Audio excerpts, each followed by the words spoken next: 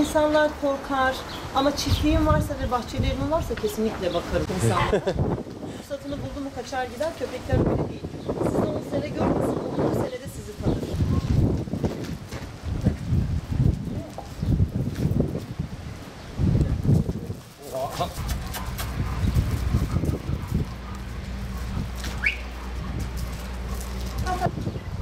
Ne?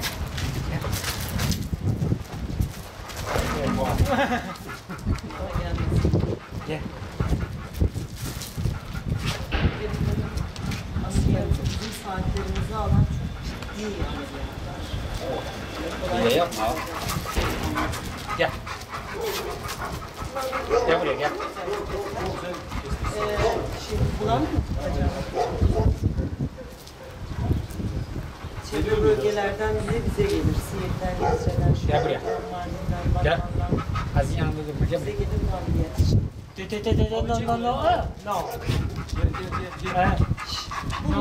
No. Kayıttayım. İsmi ne bunun? Yok ismi yok.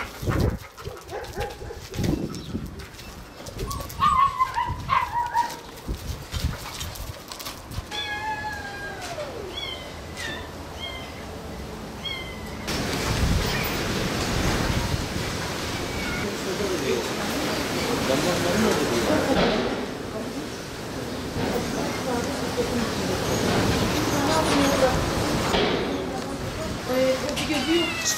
Sarılmış. Bana canlı çıkarıyorlar. Durumu da ağırdır, o toparlayamayacak. Toparlamayabilir değil mi?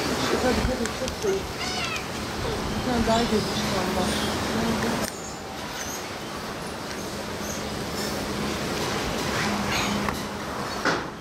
Nerede? Gel. Bunlar cinsra. Mesela bu Russian Blue'dur. Şuvan kedisi. Bu mu? Şu evet, şu Ankara Şuvan. Şuradan bana çekeyim. Bu? Bu Russian Blue. Rusya mavisi.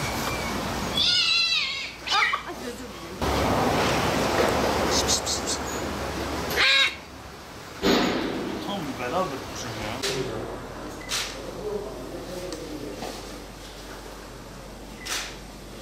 Bak bir beraber. Düşecek yere iniyor. Bir bakayım. Böyle çekmişler olur mu? Köpeklerden yeni geldim. Üstüm pis. Atladılar üzerine. Çok hoşuma gitti. Sadece Diyarbakır Büyükşehir Belediyesi yaklaşık 2007 yılında 10 yıl önce burayı kurdu. 600 köpek kapasiteli, 100 kedi kapasiteli bir yerimiz. Şu anda o kadar fazla hayvanımız yok çünkü burası hayvan bakım evi ve rehabilitasyon merkezi.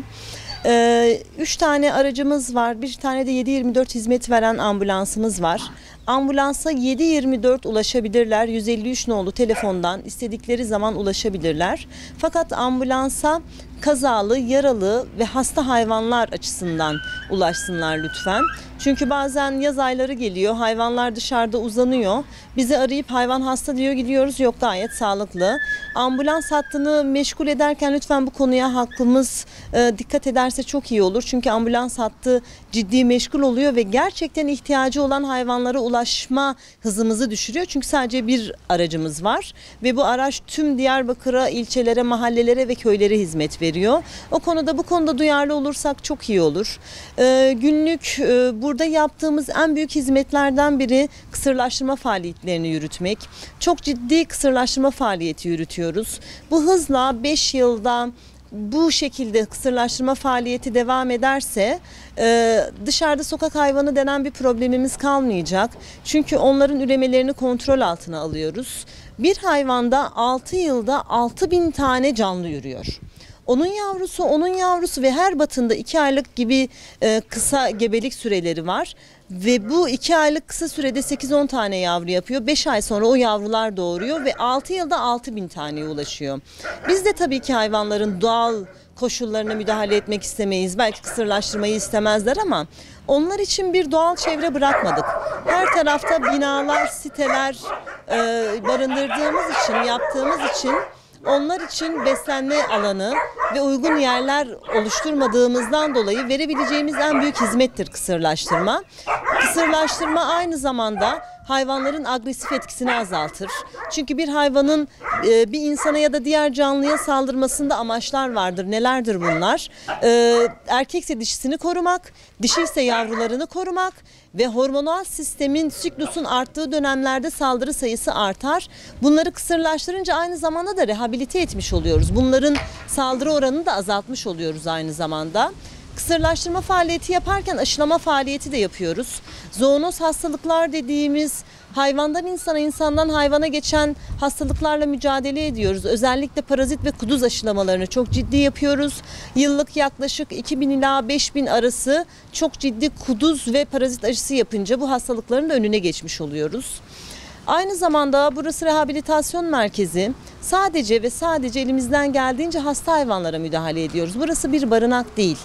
Canlı ve sağlıklı hayvanları şartlarımız ne olursa olsun 4 kafesin arasına almamız doğru değil. Dolayısıyla bir mahallede yaşayan köpek de o mahallenin sakinidir. Bunu unutmayalım lütfen. O yüzden bizim telefonlara ihbar verirken sağlıklı hayvanlar için mümkünse vermeyelim. Eğer küpesizse, çünkü yasalar bize, hayvanları koruma kanunu yasaları bize der ki bir mahallede bir köpeği tek şartla alabilirsiniz küpesizse. Küpesizse alırız, kısırlaştırır, aşısını yapar, aldığımız mahalleye ve bölgeye geri bırakırız. Yasalar bize bunu söyler. Doğru olan da budur. Hasta hayvan deyip yanına gitmeden ve bilmeden ambulans hattını meşgul etmemek. İkincisi, sağlıklı hayvan ihbarında bulunmamak. Çünkü doğada bir bütündür, bir ekosistem vardır. O canlılarla, kedisiyle, köpeğiyle, eşeğiyle, börtüsüyle, böceğiyle, kuşuyla doğada yaşıyoruz ve bu ekosistemi bozamayız. Bahsettiğim gibi mahallemizde yaşayan kedi köpekler de o mahallenin sakinidir. O yüzden onların da ihbarını vermeyelim. Trafikte çok dikkatsiziz. İnsanlara çarptığımız gibi hayvanlarda da trafikte çok dikkat etmiyoruz ve çarpmalar oluyor. Hayvanlarda genelde silahlı, ateşli silah yaralanmaları da çok geliyor. Zevk uğruna bu hayvanlar hedef tahtası değil. Zevk uğruna öldürmememiz gerekiyor. Üçüncüsü, dördüncüsü, bu gibi saygı ve sorumluluk çocukken başlar. Eğer anne babaysak lütfen çocuklarımıza insanlar dışındaki diğer canlıların yaşam haklarına saygı göstermeyi öğretmemiz gerekiyor. Çünkü küçükken başlıyor. Ve genelde bu gibi şiddet ve işkence görüntülerini genelde çocuklardan yana görüyoruz. Bir çocuk mahallede bir köpeği görünce aman dokunma oğlum, aman kirlidir o. İnanın ki kedi köpek ağzı insan ağzından 10 kat daha temiz. İnsan ağzı yüzlerce, binlerce, hatta milyonlarca mikroorganizma barındırırken bu hayvanların ağız yapısı ve içi çok temiz ve dezenfektan özelliğine sahip. Diyarbakır yazın çok sıcak ve kurak, kışın da çok sert soğuğu geçer. Lütfen bu aylarda az önce de bahsettiğim gibi onlar için doğal bir ortam bırakmadık. Aynı zamanda sulak alanları denen alanlarımız kalmadı. Nehirlerimiz, derelerimiz kalmadı. Dolayısıyla bu hayvanların bize ihtiyacı var. Bir hayvan yemek yemeden 10 gün yaşayabilir ama su içmeden 2 gün yaşayamaz. Dışarıda bir kedi görürseniz az önce bahsettiğim gibi ağızları özel bir yapıya sahiptir. Allah onları öyle yaratmış ki ağızları temizlik bile yapar. Sizin bir yaranızı yalarsa yaranız 2. gün iyileşecektir. Kendilerini temizlemek için de kullanırlar. Bir kediyi kirli görürseniz, ki hayatta göremezsiniz, ya günlerce susuz kalmıştır, hemen önüne su verin, ya da hastadır, size ihtiyacı vardır. Onun dışında kedileri, sokak kedisi dahi olsa kirli göremezsiniz. Aynı durum köpekler için de var. Bunlar doğada, sokakta yıkanmıyorlar ama beyaz bile olsa sürekli temiz görüyorsunuz. Bu da onların, Allah'ın bir vergisidir ve öyle yaratılmışlardır. Ağızlarıyla, dilleriyle ve suyla alakalı bir durumdur. Lütfen çöplerimizi atarken hayvanların yiyebileceği atıklarımızı, ekmek olur, çorba olur, bulgur olur, pirinç olur, tavuk artığı olur, et artığı olur. Onun normal evsel atıklarımıza değil de küçük bir poşete koyup çöpün yanına ağzı açık bıraktığımız zaman mahallemizde muhakkak bundan faydalanan canlılar olacaktır. Kuşu olacaktır, kedisi olacaktır, köpeği olacaktır vesaire. Beslenip gidecekler. Bu hayvanlar da aslında bizimle yaşamayı çok da istemiyorlar. Açlıktan dolayı gelip çöplerimizi karıştırıyorlar. Biz zaten çöplerimizi ağzını bağladığımızda çöpten beslenmelerini de engellemiş oluyoruz. Bu yemek artıklarını lütfen ağzı açık bir şekilde çöpün kenarına bıraksınlar. Beslenip gidecekler. Lütfen bu yemek artıklarımıza da cam, kesici aletleri unutmamamız lazım. Çünkü o şekilde de yaralanmalar çok geliyor bize. Hayvan besleniyor ve onun ayrımını yapamıyor. O cam parçaları boğazına, midesine ve bağırsağını parçalayabiliyor. Envai çeşit şiddetler geliyor bize. Bu bölgede yaşadığımız şiddet türlerinden biri arabanın arkasına bağlayıp yürütme, sürükleme ve şeydir. Onun dışında kulak kesimini çok ciddi yapıyoruz. Bu bölgelerde erkek hayvanların özellikle kulaklarını yavruyken keserler ki büyüdüklerinde o evi korurlarken diğer köpeklere ya da yaban hayatına karşı, çünkü köpekler birbirleriyle kavga edince kulaklarından yakalayıp knockout etmeye çalışırlar. Bunun önüne geçmek için daha cesur olsun diye kulaklar kesiliyor. Hani bu da eğer bizim örf ve adetlerimizde varsa mümkünse bir veteriner hekim eşliğinde anestezi altında yapılmalı. Bunu da uygun görmüyoruz ama yine de yapmak isterlerse ve çok zor durumda kalırlarsa bu şekilde yapsınlar. Ama benim bahsettiğim zevk için yavru hayvanların canlı canlı kulaklarının kesilmesidir. Hemen önümde var, bir tane göstereceğim size. Bu köpeğimiz bakın bu şekilde kulakları kesilmiş ve canlı canlı kesilmiş ve düzgün bir jilet yarası değil, bu bıçak yarası değil, muhtemelen cam vesaire kullanılmış çünkü düzgün değil ve bu canlı canlı kesiliyor bu hayvan. Yani bizim istemediğimiz zevk için bunu yaşatmamak, çünkü aynı duyguları, aynı acıyı hayvanlar da yaşıyor. Empati kuralım lütfen. Hakikaten bizim nasıl canlıyken kulağımız kesiliyorsa bize verdiği acı varsa aynısı hayvanlar için de geçerli. Aynı acıyı kendileri de görüyor. Onun dışında halktan yana bir şikayetim var aynı zamanda. Pet diye alınıp pat diye atılan hayvanlar var. Yavruyken bir doğum günü bir vesile karne sevinciyle çocuklarına alınmış, doğum günü şeyiyle sevgilisine, eşine alınmış köpeklerin belli bir süre sonra ya da kedilerin belli bir süre sonra bakılamayıp buraya terk edilmesi. Bu da unutulmamalıdır ki terk edilme duygusu tüm canlılara aynı acıyı verir. Bu hayvanlar ciddi, birazdan da gezdirip göreceğim, pet diye alınıp pat diye atılan, ciddi ücret ödenerek alınan hayvanlar ve buraya terk edilmiş, ciddi psikolojik problemler yaşıyor. Ailesini istiyor. Ve burada büyük bir travma oluşturuyorlar. Bunları biz doğaya da bırakamıyoruz. Çünkü sokaklara alışkın olmadıkları için sokak hayvanları tarafından dövülüyor bunlar.